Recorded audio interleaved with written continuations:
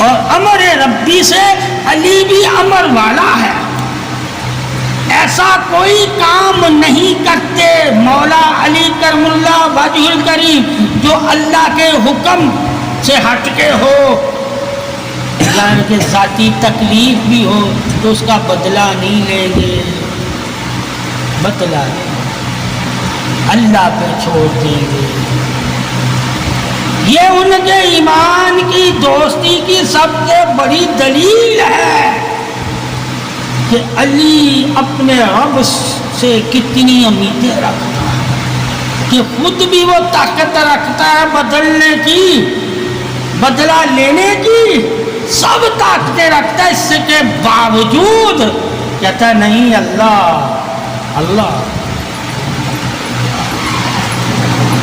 اللہ میرا ساتھ دے گا قیامت کے دن.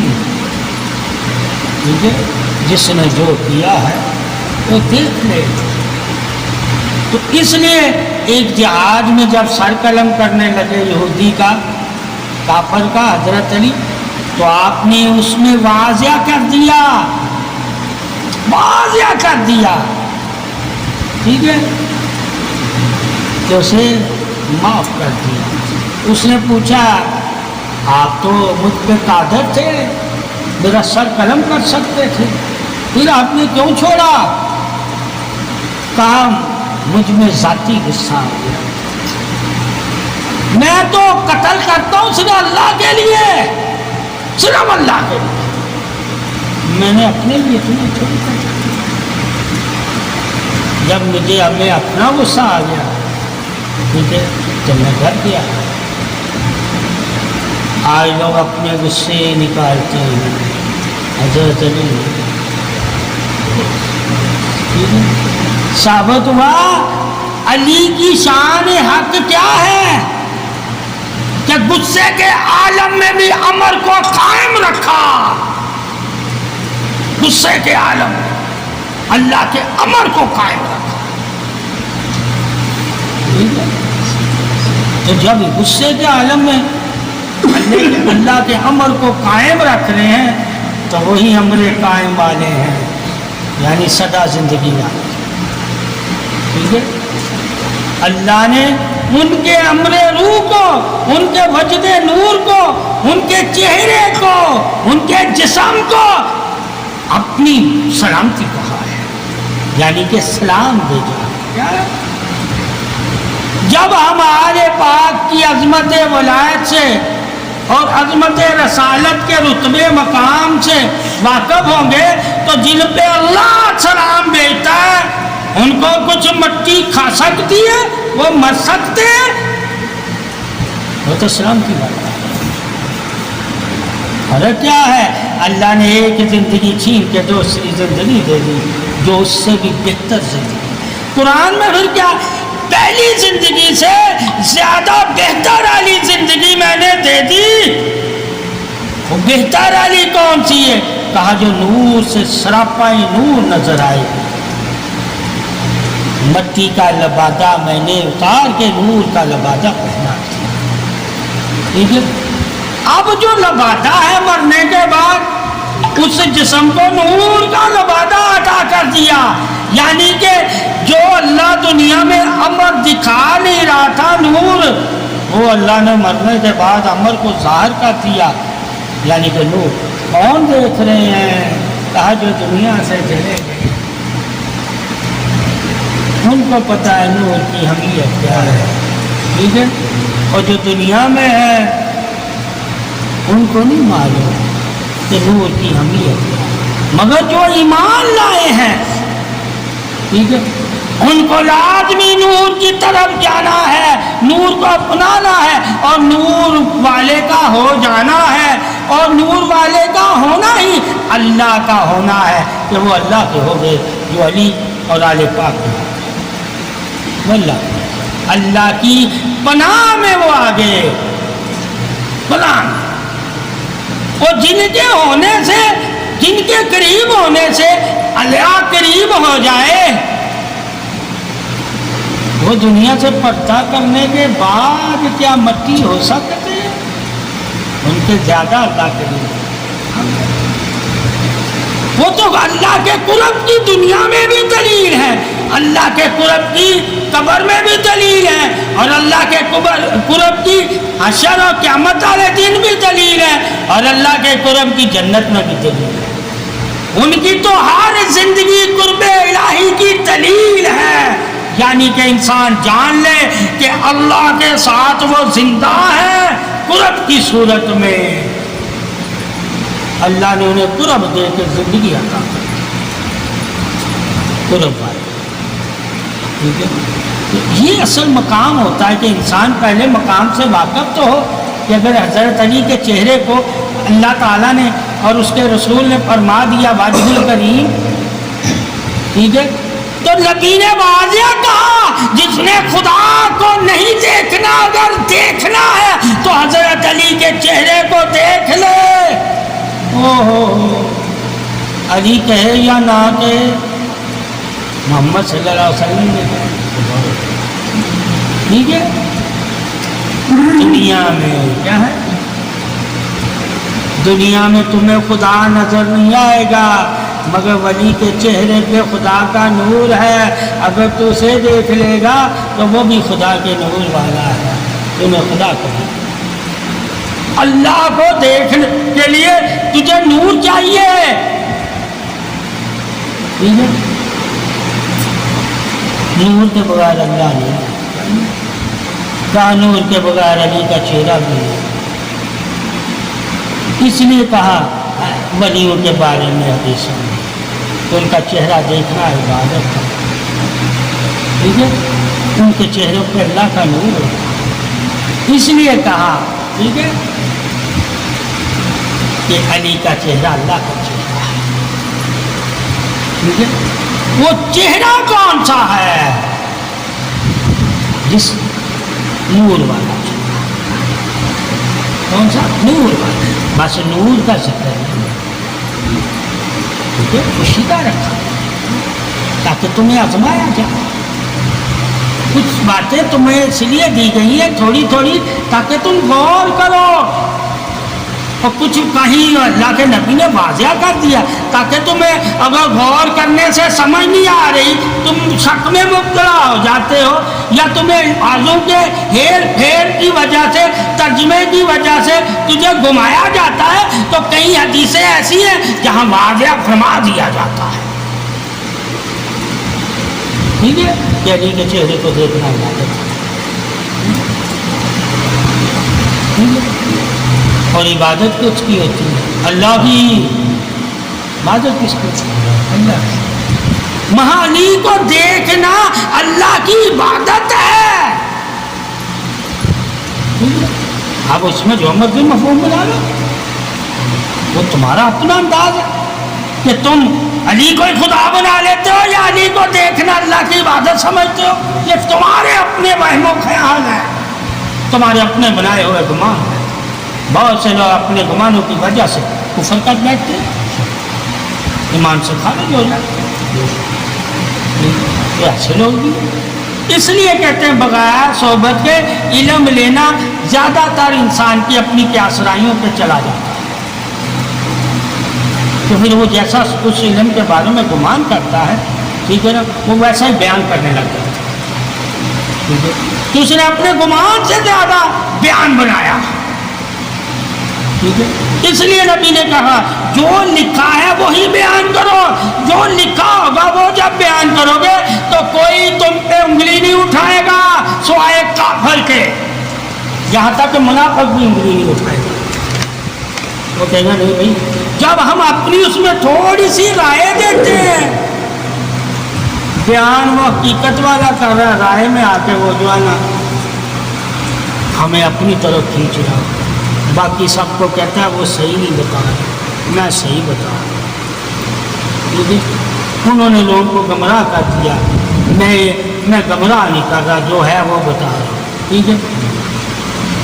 اس طرح کے بیان بھی انسان کو دیکھنے پڑتے ہیں کہ بیان دینے والا چیز ہی بیان کر رہا ہے مگر ساتھ کیا کہہ رہا ہے؟ آج کے معاشرے کو بھی ساتھ رکھ رہا ہے، کیا رکھ رہا ہے؟ وہ جب آج کے معاشرے کو ساتھ رکھ کے حدیث بیان کر رہا ہے ٹھیک ہے، تو لوگ انگلیاں اٹھانے لگ جائیں گے، یار یہ آج کا معاشرہ گمراہ ہو چکا ہوا ہے۔ پوچھا جائے جب نبی نے فرما دیا کہ سب سے کامل و اکمل و مکمل میرے دور والا دین ہے، اس کے بعد لوگ آہستہ آہستہ دین سے دور ہوتے رہیں گے، تو آج پہ ٹیک کر رہا ہے؟ یہ تو ہم نے حدیث میں پڑھ لیا کہ آنے والے دور کے لوگوں کے ایمان کمزور ہوں گے۔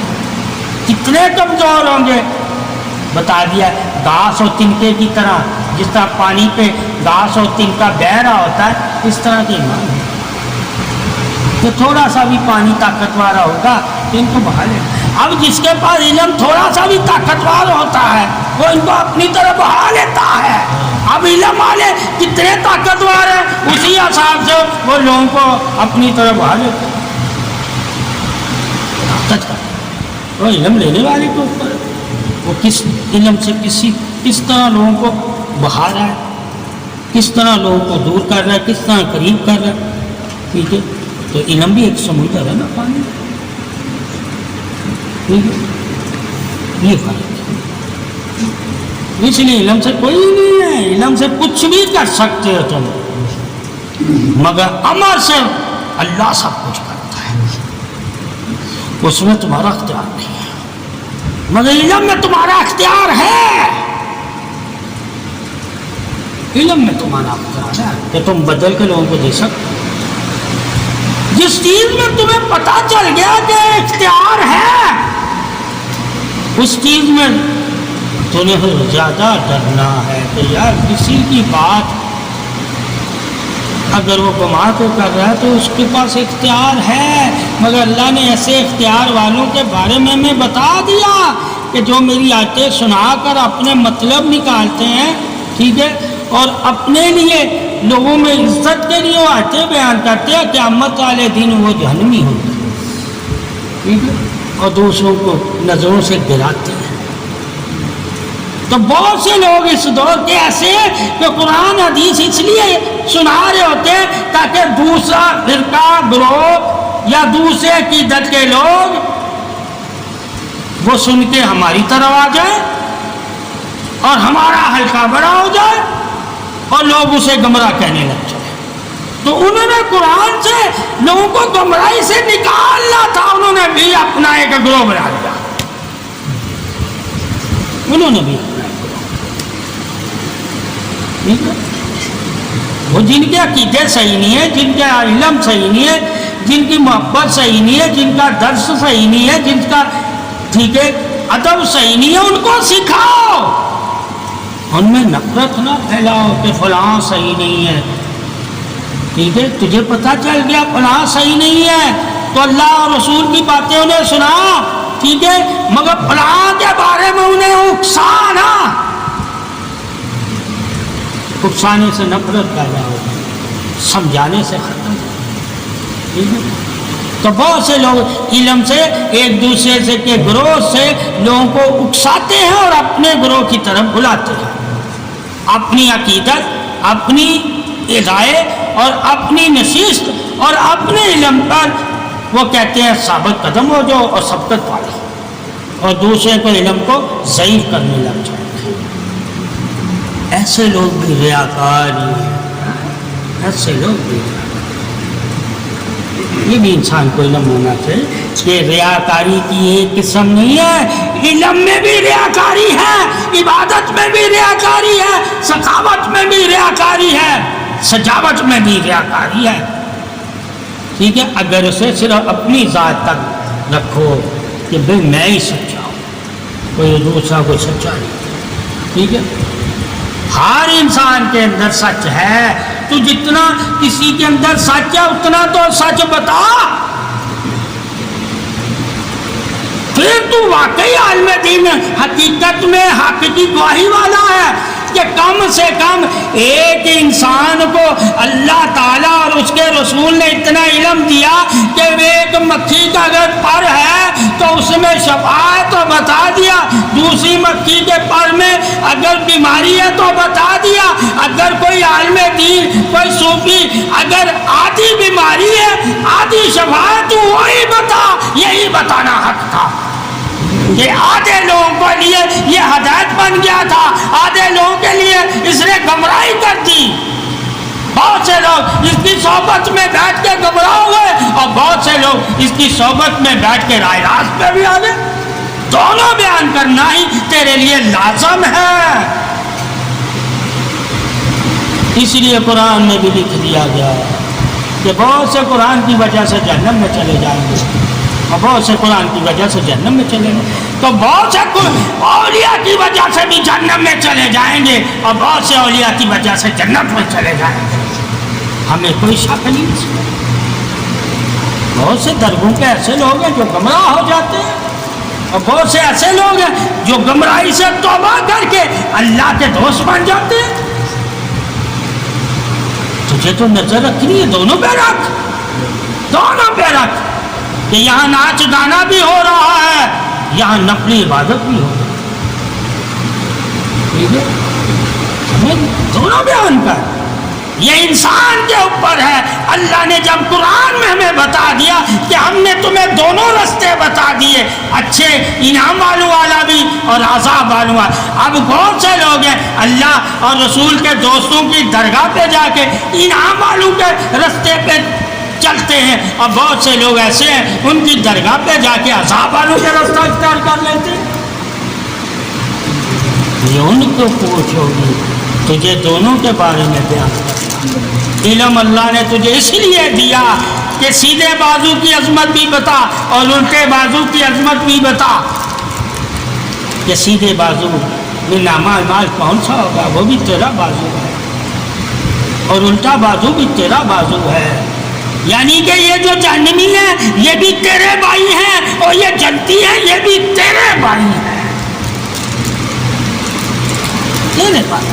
جس طرح جنتی نامہ اعمال بھی تیرے ہاتھ میں دیا جائے گا سیدھے میں، اور جہنمی نامہ اعمال بھی تیرے ہاتھ میں دیا جائے گا الٹے میں، یعنی کہ دونوں بازو تیرے ہیں، دونوں بازو۔ اسی لیے جہنم میں جانے والا بھی تیرا بھائی ہے، جہنم میں جانے والا بھی تیرا بھائی ہے۔ جنت بھی تیرے لیے ہے اور تیرے بھائی کے لیے، اور جہنم بھی تیرے لیے اور تیرے بھائی کے لیے۔ کون جنت والے کام کرتا ہے، کون جہنم والے کام کرتا ہے؟ جو کام کرتا ہے اسی کام کے حساب سے اس کا بیان کر کہ فلاں جنت والا کام تھا وہ کیا اور فلاں کام اس نے جہنم والا کیا۔ اللہ تعالیٰ جہنم والے کام کو پس پردہ ڈال دے گا اپنی رحمت قدرت عطا اور فضیلت بخشش وفا کی وجہ سے، وعدے کیے ہوئے اللہ نے۔ نیکی ضائع نہیں ہوگی، بدی کو مٹا دے، ٹھیک ہے؟ تو بخشش تو اس نے رکھی ہے، ایمان والا ہونا شرط ہے بس، ٹھیک ہے؟ ایمان والا، اس لیے لوگوں کے ہر دروازے سے ہر روشنی لیدا ملتی ہے اور ہر روشنی کو پیدا کرنے والا اللہ ہے، مگر علم کی روشنی زیادہ ہے۔ حکمت کے دروازے سے تمہیں کچھ اور محسوس ہوگا، خواب کے دروازے سے تمہیں اور کچھ محسوس ہوگا، الہام کے دروازے سے تمہیں اور کچھ محسوس ہوگا، صفات کے دروازے سے تمہیں اور کچھ محسوس ہوگا، ٹھیک ہے؟ اور رسالت کے دروازے سے تمہیں اور، ولایت کے اور وحدت کے دروازے سے تمہیں اور۔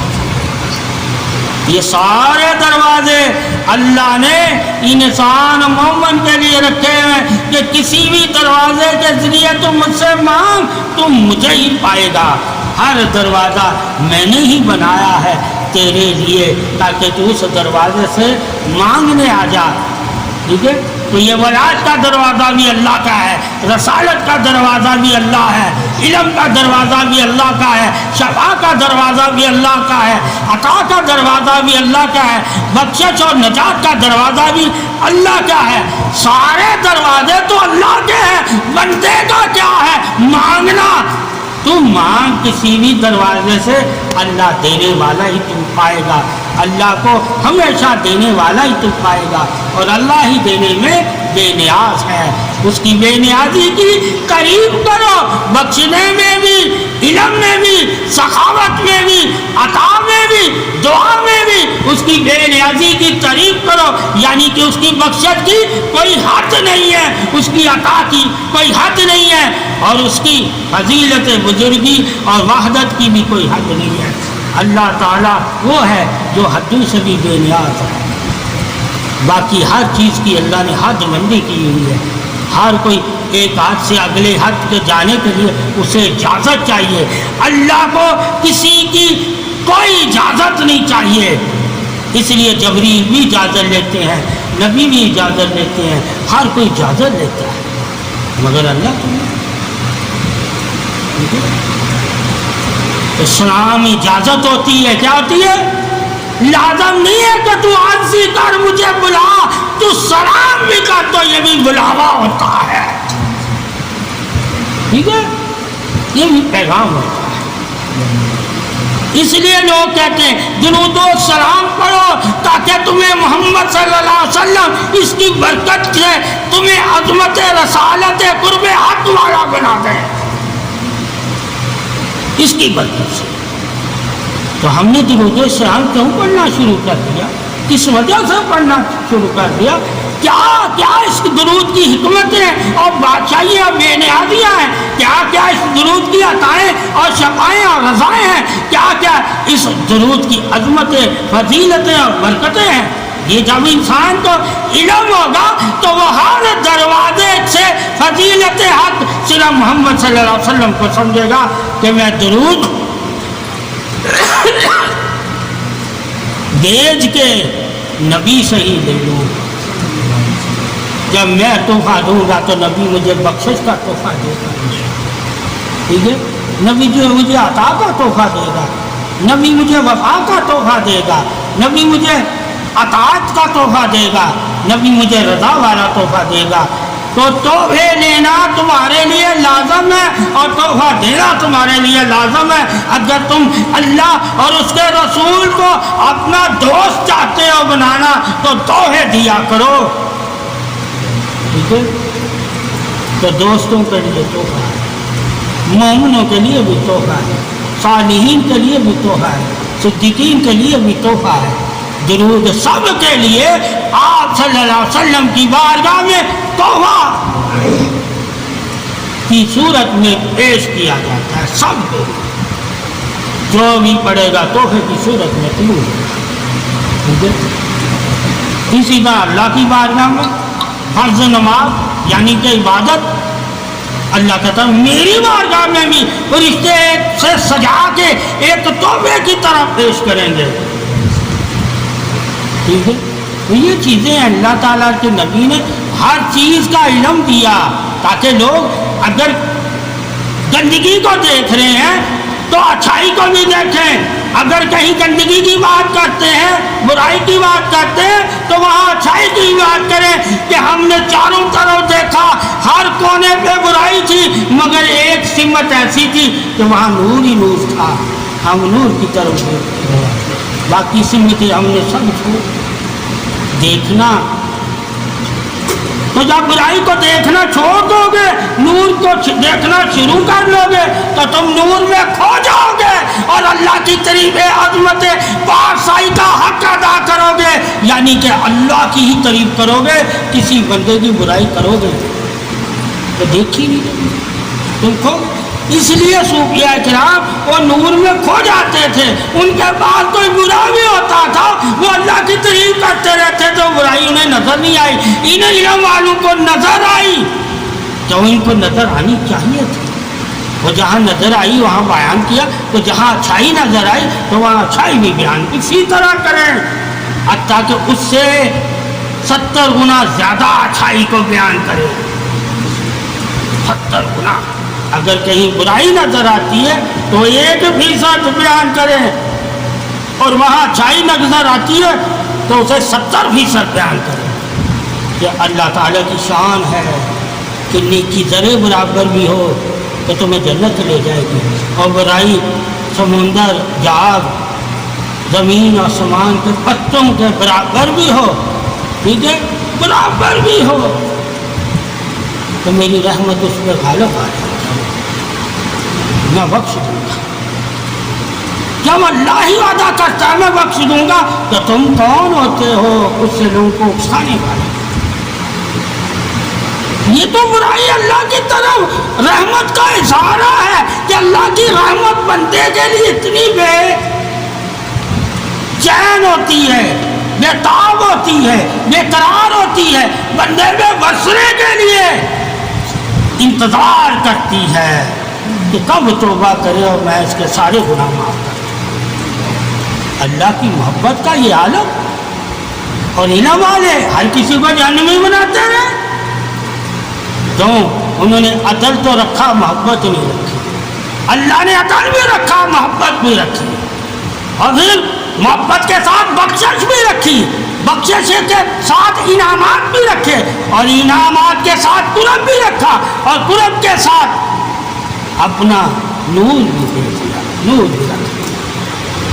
اللہ نے تو کتنی ایک صرف عدل ہی نہیں رکھا کہ تم حق اور نہ حق کو بات کرتے ہو، ٹھیک ہے، سچ و جھوٹ کو علیحدہ کر دو، کہا کرم بھی کرو، جھوٹے انسان کو بھی موقع دینا، اچھی باتیں کرنا، اچھی نصیحت دینا، اس کو لوگوں کی نظر میں گرانا نہ، کہیں وہ تم سے نفرت نہ کرنے لگ جائے اور اچھائی کی طرف تیری وجہ سے نہیں آ رہا وہ۔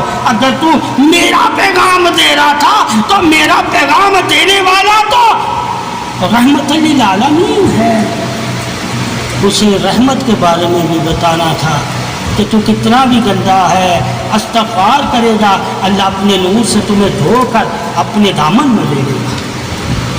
یہ بھی